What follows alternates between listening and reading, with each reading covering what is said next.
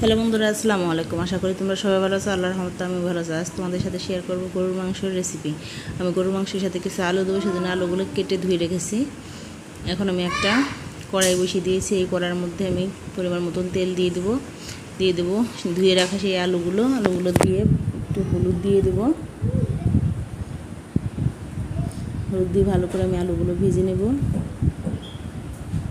তো আমার আলুগুলো ভাজা হয়ে গেছে।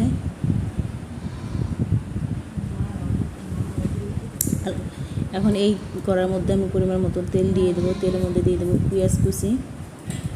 পেঁয়াজগুলো ভালো করে লাল করে ভেজে নিয়ে মধ্যে একে দিয়ে দেবো বাটা মশলার মধ্যে আদা বাটা, রসুন বাটা দিয়ে দিয়েছি। দিয়ে দেবো জিরা বাটা,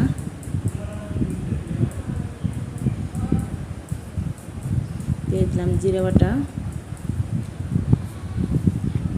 দিয়ে দিলাম মরিচের ফাঁকি দিয়ে ভালো করে মশলাটা ভেজে নেব যাতে কাঁচা গন্ধ না থাকে। দিয়ে দিলাম পরিমাণ মতন পানি। তো মশলাটা আমার কষানো হয়ে গেছে। এখন দিয়ে দেবো ধুয়ে রাখা গরুর মাংস।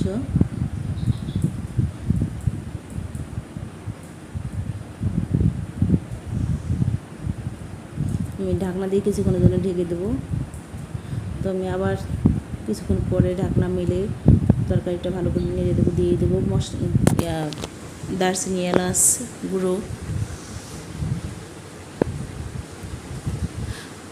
তো মাংসটা আমার কষানো হয়ে গেছে। এখন দিয়ে দেবো সে ভেজে রাখা আলুগুলো।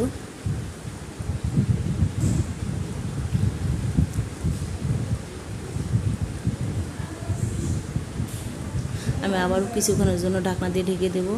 তো আমি কিছুক্ষণ পরে আবার ঝোলের পানি দিয়ে দেব।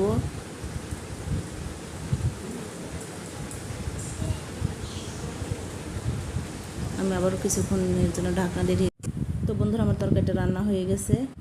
আমি এখন একটা প্লেটের মধ্যে সার্ভ করার জন্য নিব।